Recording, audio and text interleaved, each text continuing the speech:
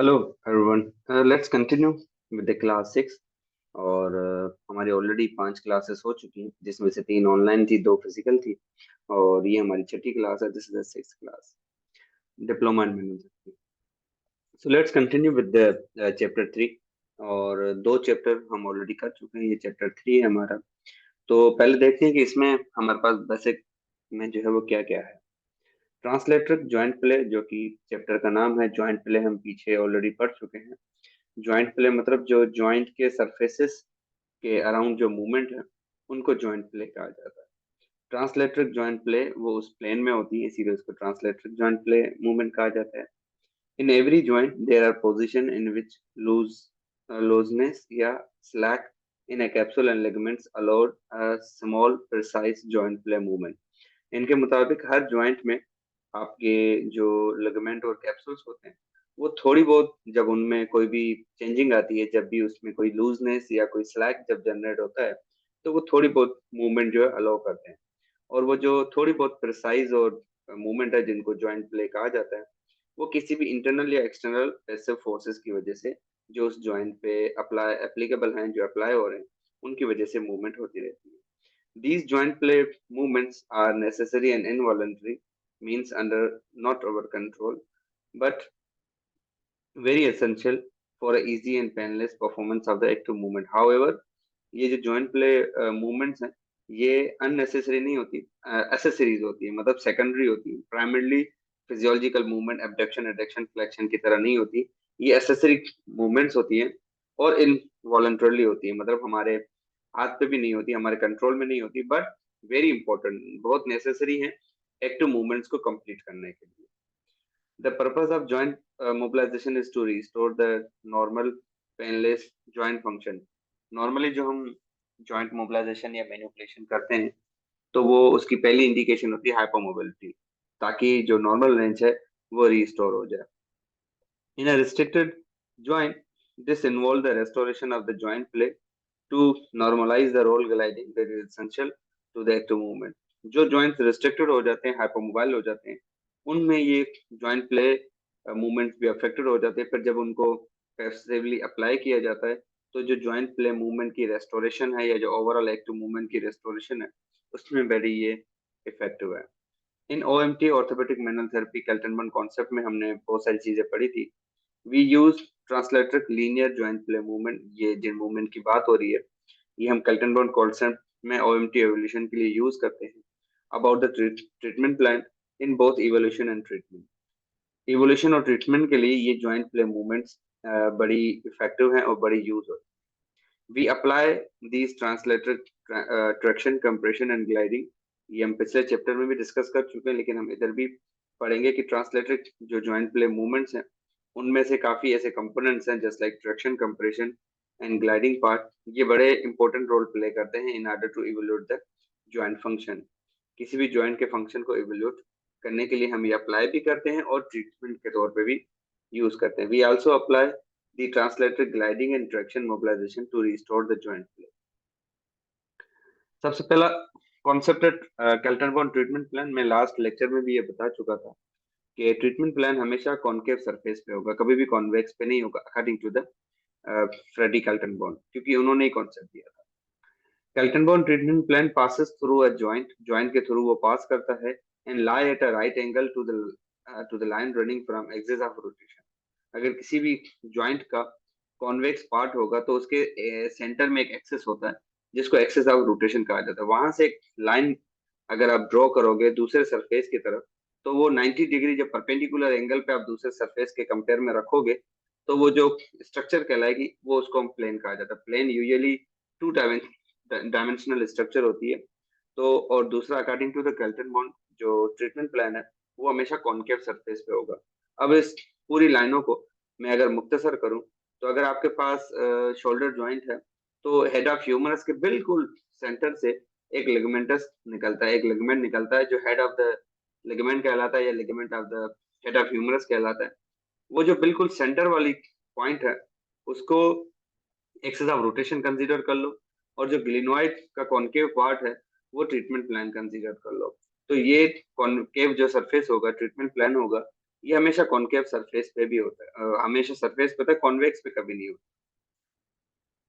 The Kaltenborn treatment plan remains with the concave joint surface, जैसा कि मैं पहले बता चुका हूँ, मतलब शोल्डर जॉइंट में होगा आपका क्लिनोइड, और हिप जॉइंट में होगा उसका एसिटेबुलम। जो ट्रीटमेंट कैल्टनबर्ग ट्रीटमेंट प्लान है वो हमेशा कॉनकेव सरफेस पे रहेगा, चाहे मूविंग पार्ट कॉन्वेक्स हो या कॉनकेव हो, चाहे वो खुद ही मूविंग क्यों ना हो या कॉन्वेक्स पार्ट मूविंग हो, ट्रीटमेंट प्लान ने हमेशा कॉनकेव सरफेस पे रहना है। It always test the joint plane are to mobilize the joint by moving the bone parallel या at a right angle to the Calderon treatment plan. Different movement different joint play हम जो आगे देखेंगे, gliding है, traction है, compression है, वो treatment plan के पैरेलल भी हो सकती हैं, जस्ट लाइक ग्लाइडिंग हमेशा पैरेलल होती है, परपेंडिकुलर भी हो सकती हैं जस्ट लाइक कंप्रेशन या आपकी traction. Translated joint play movement हैं कौन कौन से, उनको पहले देखते हैं। सबसे पहले ट्रैक्शन, हमने पिछले चैप्टर में भी ये डिस्कस किया था। ट्रैक्शन मतलब सेपरेशन, जब दो जॉइंट सरफेसेस को आप एक दूसरे से डिपार्ट करते हो, लेकिन ट्रैक्शन हमेशा दी जाती है जब एक कॉनकेव सरफेस होगा मिसाल के तौर पे और एक कॉन्वेक्स सरफेस है, मतलब साइनोवियल जॉइंट है, तो उसका कॉनकेव चाहे मूविंग हो, हमेशा जो कॉन्वेक्स पार्ट होगा वो जब भी आप 90 डिग्री पे मूव करेगा with respect to the concave surface with respect to the other partner, तो ही ट्रैक्शन होगी। मतलब ट्रैक्शन कभी भी पैरेलल नहीं होगी, एट अ राइट एंगल होगी। अगर आप फिगर ए देखो या फिगर बी देखो, फिगर ए में कॉनकेव जो सरफेस है वो स्टेबलाइज्ड है, और कॉन्वेक्स जो सरफेस है वो मूविंग है। उसी फिगर ए के साथ दूसरी फिगर भी बनी हुई है जिसमें कॉन्वेक्स स्टेबलाइज्ड है, कॉनकेव सरफेस है, जिसपे लाइन ड्रॉ की गई है ना, वो कॉनकेव है। लेकिन दोनों सूरत में अगर आप एंगल चेक करेंगे तो वो 90 डिग्री की एंगल बनेगी। तो इट मीन्स जब इन पे जो छोटा तीर का निशान दिया हुआ, एरो का निशान दिया गया, इस डायरेक्शन में अगर आप उस दूसरे अपना पार्टनर, दूसरा जो सरफेस है जॉइंट का, वो खींचेंगे, तो आप हमेशा ट्रैक्शन दे रहे हो उस जॉइंट पे। Now you are just tracting that joint, वो 90 डिग्री पे ही रहेगा। उसी की जगह पे फिगर बी अगर देखो, तो फिर से एक डेमो दिया गया कि कॉनकेव सरफेस जो है वो स्टेबलाइज्ड है और कॉन्वेक्स को प्रेस किया जाता है, इनवर्ड लेके आ रहा है, तो ये कंप्रेशन है। आप दूसरी पिक्चर उसके साथ भी लगी हुई है, तो एरो का निशान देखोगे तो टूवर्ड कॉनकेव सरफेस है, ये कंप्रेशन है। तो चाहे ट्रैक्शन हो या कंप्रेशन हो, दोनों लीनियर ट्रांसलेटर की मूवमेंट है, लेकिन हमेशा 90 डिग्री ऑफ एंगल पे जो है वो परफॉर्म की जाएंगी। ठीक है, तो ट्रैक्शन मतलब किसी चीज को, जॉइंट सरफेस को एक दूसरे से अलग करना, और कंप्रेशन मतलब अप्रोक्सीमेट करना, और ये डिफरेंट पर्पस के लिए यूज होता है ट्रैक्शन और कंप्रेशन, एक जॉइंट प्ले मूवमेंट को भी बढ़ाने के लिए और बहुत सारे स्ट्रक्चर्स को चेक करने के लिए। तो figure A is for traction and figure B is for compression. ठीक है, अभी हम फिगर सी पे नहीं गए, वो ग्लाइडिंग है। अब अगर आप फिगर सी को थोड़ा सा गौर से देखें तो वो भी ट्रांसलेटेड ज्वाइंट प्ले की ही मूवमेंट है, लेकिन इस पे जो डायरेक्शन है वो पैरेलल है। अब आप पहले फिगर सी को देखो, तो फिगर सी पे जो पहले कॉन्वेक्स पार्ट स्टेबलाइज्ड है, कॉनकेव अगर मूविंग है, तो जो दो छोटे छोटे तीर के निशान है वो इंडिकेट करते हैं कि जो मूवमेंट हो रही है वो with respect to the concave surface, मतलब उसके पैरेलल जिस तरफ ट्रीटमेंट प्लान है उसी तरफ जा रही है।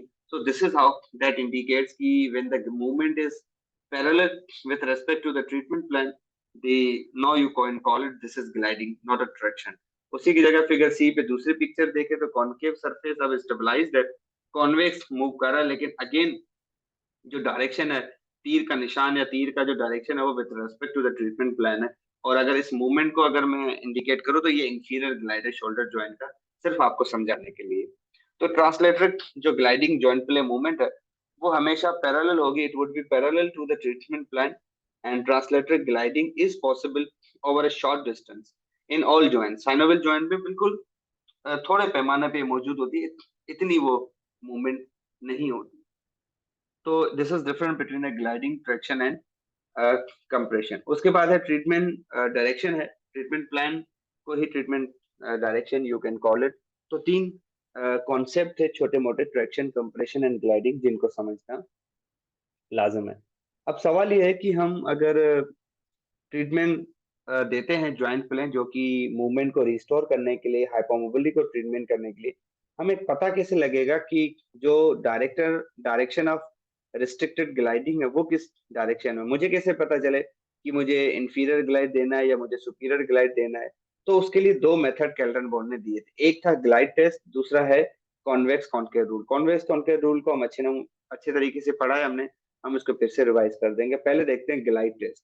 ग्लाइड टेस्ट मतलब अगर आपको याद हो तो मैंने आपको लोड एंड शिफ्ट टेस्ट बताया था।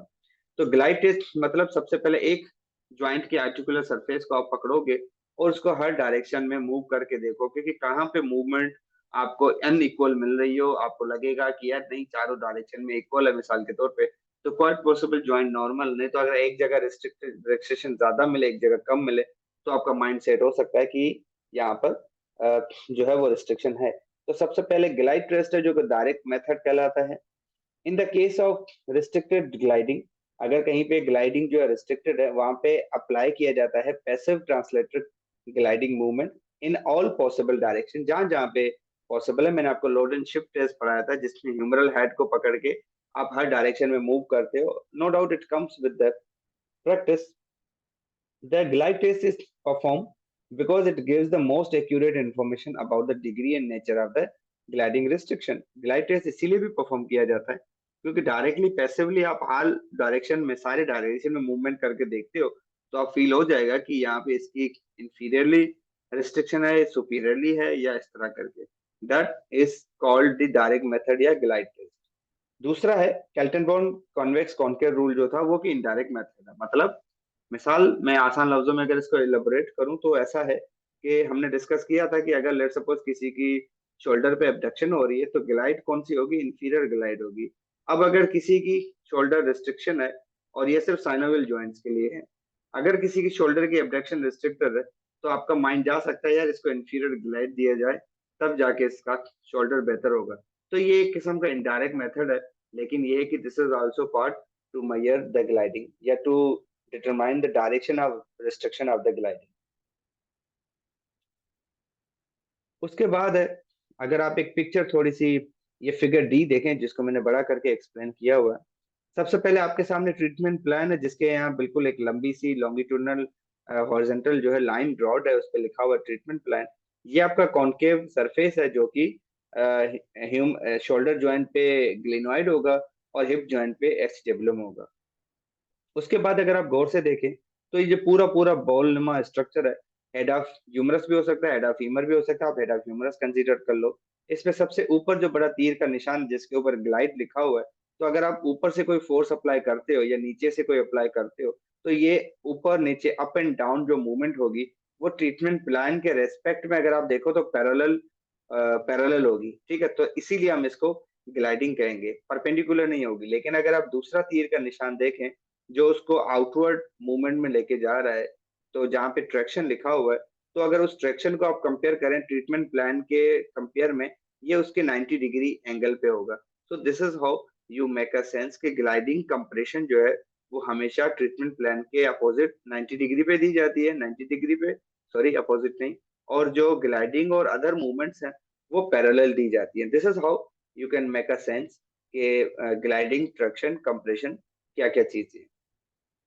अब इसी कॉन्वेक्स कॉनकेव रूल को कंटिन्यू करते हुए, हमने पहले भी इसको पढ़ा हुआ है, मैं शॉर्ट मुख्तसर करता हूँ। पहला रूल है कॉन्वेक्स रूल। कॉन्वेक्स रूल के मुताबिक कि जो कॉनकेव सरफेस होगा वो आपका फिक्स होगा और कॉन्वेक्स मूव करेगा। अगर कॉन्वेक्स मूव करेगा मिसाल के तौर पे, तो ट्रीटमेंट प्लान के हमेशा जो मूवमेंट होगी वो अपोजिट होगी। कैसे, मैं आपको एक्सप्लेन करता हूँ। अगर आप फिगर डी को, अब हम डी क्लियर कर चुके, अब आप फिगर ई पे आ जाओ, ई फॉर एलिफेंट। अगर फिगर ई पे आ गए तो आपको दो तीर के निशान दिखेंगे, एक थोड़ा सा कर्व्ड है और एक डाउनवर्ड है।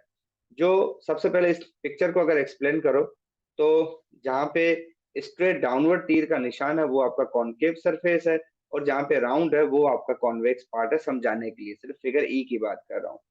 अगर जब आप शोल्डर की अबडक्शन करोगे तो जो डाउनवर्ड ग्लाइडिंग होगी, ग्लाइड जो मूवमेंट होगा वो हमेशा डाउनवर्ड होगा, लेकिन जो बोन होगी शोल्डर की, जो ह्यूमरस है आपकी, वो अपवर्ड मूव करेगी, जिसका निशान, तीर का निशान जो ऊपर की तरफ जा रहा है वो एक्सप्लेन कर रहा है। This is how you can make a definition कि whenever the moving part is convex and not non-moving part is a concave, the movement is always opposite at a right degree, at a right angle with respect to the treatment plan. ये पहला rule है convex का।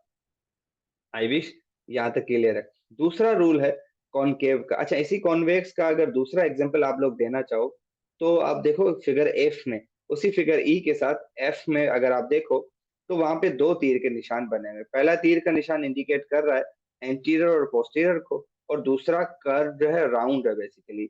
जो round है वो femur condyle है, और जो straight forward up and anterior and posterior तीर का छोटा सा निशान है वो आप इमेजिन करो ट्यूबियल कंडाइल से। वैसे ये मूवमेंट बेस्ड है लेकिन मैं सिर्फ एक्सप्लेन कर रहा हूँ।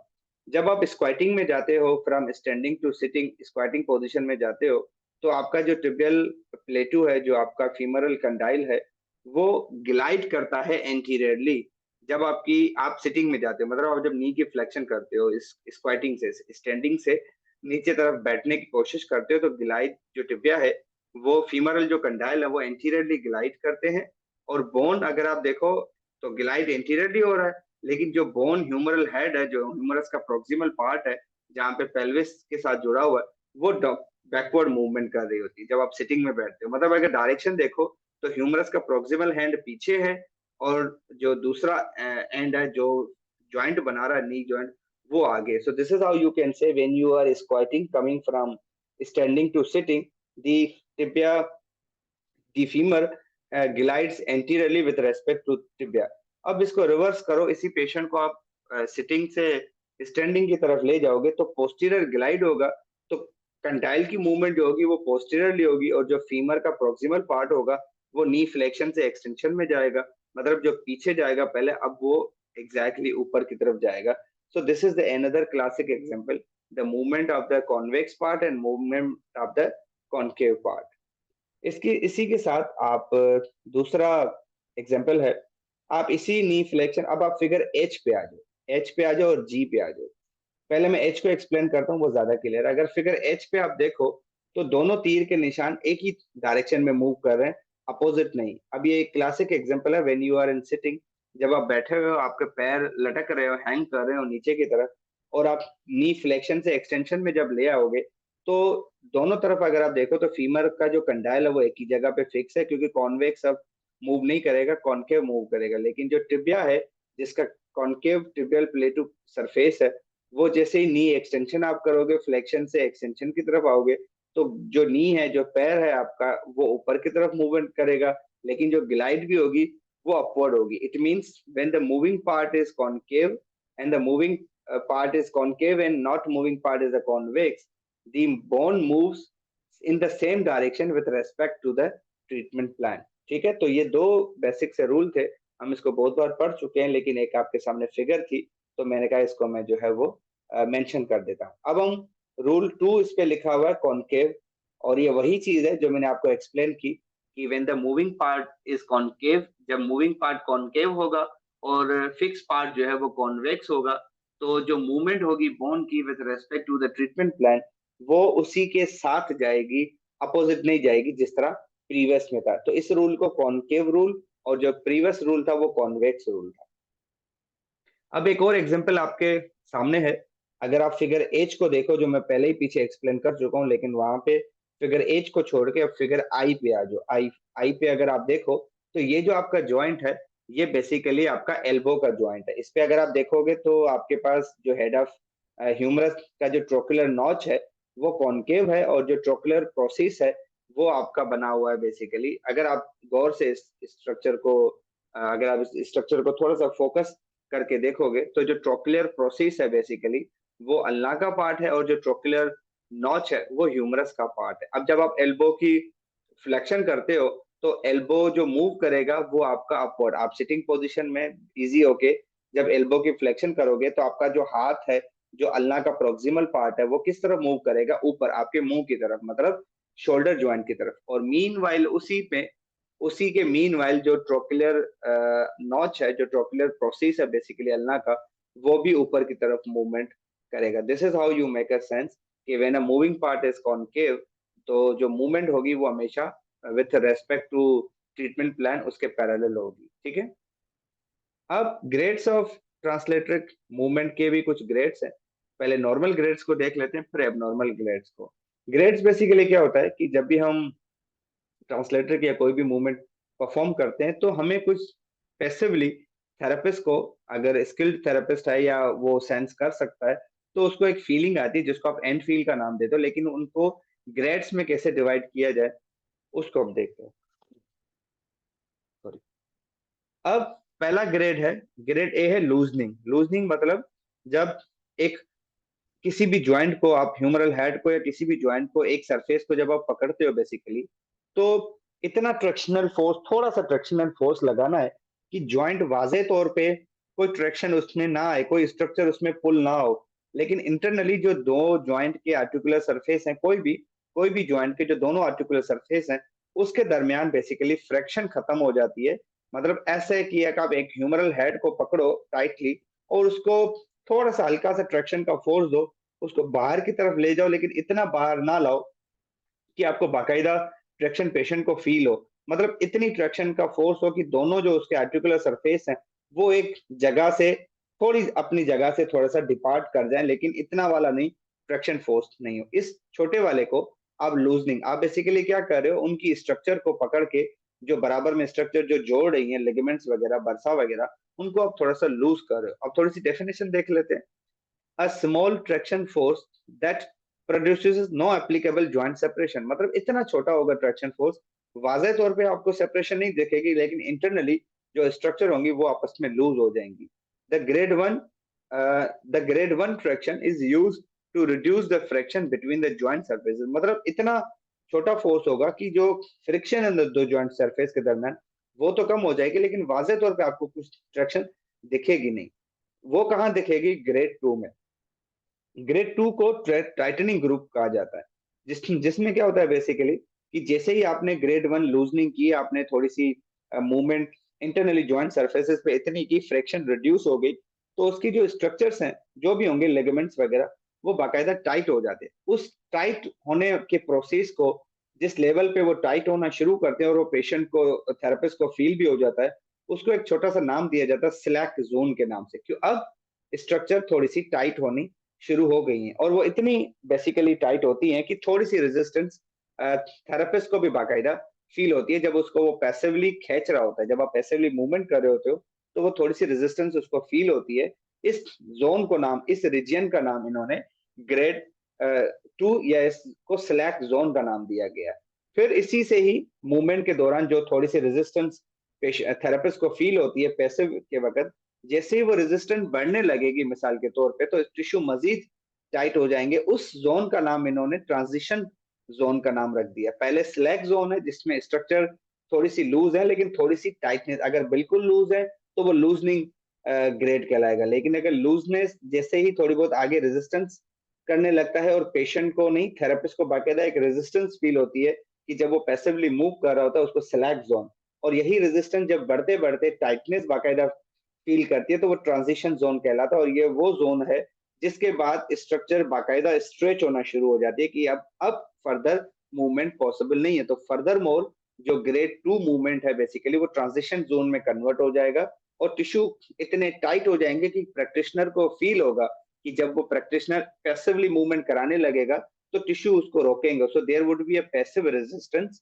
Toward the passive movement. Patient को एक रेजिस्टेंस, थेरेपिस्ट को रेजिस्टेंस फील होगी जब वो उसको पैसिवली मूवमेंट करने लगेगा। और ये वो जोन है, जब इस जोन के बाद अगर आप फोर्स लगाओगे तो वो स्ट्रक्चर स्ट्रेच होने लगेगी। इसीलिए ग्रेड थ्री जो है बेसिकली आपका, वो स्ट्रेचिंग फोर्स है। इसमें क्या होगा कि movement is applied right after the slack has been taken up.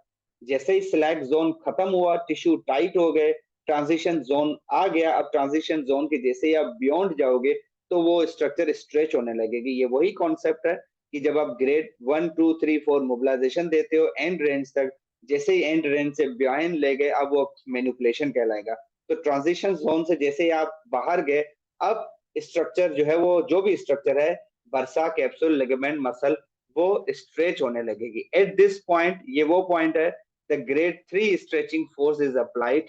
Grade three force apply किया जाएगा ओवर अ सफिशिएंट पीरियड, एक मुद्दत अरसे के लिए जितनी दरकार होती है। क्यों? For so that can safely stretch the tissue. जो जॉइंट्स को टिश्यू क्रॉस कर रहे हैं, अब हमने उनको स्ट्रेच देना होता है। So resistance to a movement increases rapidly within the grade 3। अब जाहिर सी बात है ग्रेड 3 में ट्रांजिशन जोन खत्म हो गया। अब ट्रांजिशन जोन से जैसे आप आगे बढ़ते हो तो स्ट्रक्चर बाकायदा स्ट्रेच होने लगती है। तो दिस इज द पार्ट जहां पे मैक्सिमम थेरेपिस्ट को जो है रेजिस्टेंस फील होती है, ठीक है। उसके बाद एक लास्ट टॉपिक है कि हम इन रेजिस्टेंस को फील कैसे करेंगे। तो ये जो रेजिस्टेंस फील करना है, definitely it comes with the passage of time. वक्त के साथ साथ पहले आप थोड़ी सी मूवमेंट कराना फील करते हो, पहले आप मोबिलिटी चेक करते हो कि मूवमेंट सारे डायरेक्शन में क्या है, फिर मूवमेंट के बाद थोड़ी सी रेजिस्टेंस आती है तो वो ट्रांजिशन जोन, सिलेक्ट जोन कहलाता है। सिलेक्ट जोन के बाद मजीद रेजिस्टेंस आएगी, मूवमेंट पॉसिबल नहीं होगी, तो वो transition zone. Once transition zone को कोई स्ट्रक्चर क्रॉस करती है तो दिस इज कॉल्ड स्ट्रेच। अब वो स्ट्रक्चर स्ट्रेच होने लगी है, अब वो आपकी ऊपर है, जितनी वो स्ट्रक्चर शॉर्ट है उसको उतनी देर होल्ड करना, कितने सेकंड, नॉर्मली 10-15 सेकंड के लिए स्ट्रेच फोर्स दिया जाता है, वो सारा प्रैक्टिकली बात की बात। तो पैथोलॉजिकल ग्रेड्स भी कुछ हैं ट्रांसलेटेड मूवमेंट के। एक तो नॉर्मल ग्रेड थे, normal grade A loosening, grade 2 tightening, grade 3 stretching stretching. तो इसके पैथोलॉजिकल ग्रेड्स क्या होते हैं कि in the absence of joint pathology, joint pathology जब कोई मौजूद होगी किसी जॉइंट में, लाइक आर्थराइटिस या कोई भी, जो क्वालिटी ऑफ एंड फील है इज अल्टर्ड। अब वो एंड फील वो फील नहीं होगी, तो उसकी क्वालिटी बेसिकली मर्ज हो जाएगी, चेंज हो जाएगी, ठीक है। For example the presence of marked hyper mobility, जब किसी जॉइंट में हाइपर मोबिलिटी होती है तो स्लैक जल्दी हो जाता है बट वो फील नहीं हो पाता, पेशेंट को वो फीलिंग नहीं आती। मिसाल अगर मैं आपको एक कहूँ कि किसी जॉइंट में फ्रैक्चर है, उसकी एंड फील फील करो, आप नहीं कर पाओगे क्योंकि वो जॉइंट पैथोलॉजी है। अब इनका यूजेज क्या है, using the translated grade of movement कैसे हम यूज करेंगे। ग्रेड 1 जो हमने पढ़ा वो कहाँ पे यूज करेंगे, to relieve the pain just like grade 1 mobilisation with vibratory and oscillatory movement. हम उसकी जो लूजनिंग है वहां पे बिल्कुल वाइब्रेटरी और ऑसिलेटरी मूवमेंट देंगे ताकि थोड़ा सा पेन कम हो जाए। उसमें ग्रेड 1 ट्रैक्शन फोर्स भी आएगा जो कि निग्लिजिबल होगा, इतना फील नहीं होगा, लेकिन दिया जाता है। सो grade 1 traction is also use simultaneously with the glide, glide के साथ दिया जाता है। एंड ग्लाइड मोबिलाइजेशन भी कराई जाती है, किसको, कंप्रेशन को रिड्यूस करने के लिए। कंप्रेशन कहाँ पे, जो ज्वाइंट सरफेसेस के दौरान कंप्रेशन आ गई है बेसिकली, उसको रिड्यूस करने के लिए, ताकि ग्लाइड मोबिलाइजेशन या मोबिलिटी मेंटेन हो। ग्रेड 2 जहाँ पे स्लैक जोन और ट्रांजिशन जोन का मिसाल है, जिसमें थोड़ा सा रेजिस्टेंस भी पेशेंट थेरेपिस्ट को फील होता है। It is use to test the joint plate traction and gliding movement. Number 1, pain को रिलीफ पेन को रिलीफ करने के लिए यूज होता है। Treatment takes place in the slack zone, क्योंकि स्लैक जोन में ही ट्रीटमेंट दिया जाएगा। जैसे ही ट्रांजिशन जोन से ऊपर गए स्ट्रक्चर टाइट हो जाती है तो आप स्ट्रक्चर टूट जाएंगी अगर मजीद ट्रीटमेंट फोर्स दोगे आप। तो हमेशा ट्रीटमेंट हमेशा स्लैक जोन में किया जाता है, ट्रांजिशन जोन में नहीं किया जाता। इंक्रीज और मेंटेन द मूवमेंट, जो भी मूवमेंट आप करते हो उसको बढ़ाओ या सस्टेन करो। Relaxation mobilisation can be applied, लेकिन वो भी ग्रेड 2 के दौरान, ट्रांजिशन और स्लैक जोन में, इसके आगे नहीं। और ग्रेड 3 कहाँ पे होता है, it's use to test the joint play, क्योंकि ये बिल्कुल एंड रेंज पे होता है, तो एंड फील को चेक करने के लिए ये यूज होता है। Increases mobility by stretching the shortened structure, जो स्ट्रक्चर शॉर्ट है, चाहे कोई भी हो, जौन सी भी हो, कैप्सूल हो, लिगामेंट हो, बरसा हो, उनको स्ट्रेच करने के लिए। अगर आप इस पिक्चर को थोड़ा सा गौर करके देखेंगे तो उस पे 3 जोन आपको दिखेंगे फिगर 3 के नाम से, जो फिगर छपी हुई है। सबसे पहला ग्रेड 1 लूजनिंग जोन है बेसिकली, उसमें स्ट्रक्चर सिर्फ जॉइंट सरफेसेस में इतनी ट्रैक्शन फोर्स होती है कि वो आपस में लगेंगे कि एक दूसरे से दूर है, फ्रैक्शन को रिड्यूस करने में यूज होते हैं, लेकिन वाजह तौर पे इतनी मूवमेंट नहीं होती।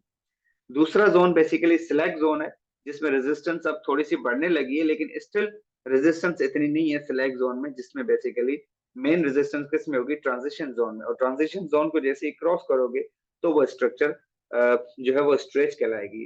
तो this was a short introduction of the grade 3, sorry chapter 3, और ये क्लास आपकी नंबर 6 है। बाकी जो रिमेनिंग चैप्टर है मैं उनके ऊपर भी वीडियो बना के रिकॉर्ड करके आपको अपलोड कर देता हूँ। Till then, thank you so much and keep watching.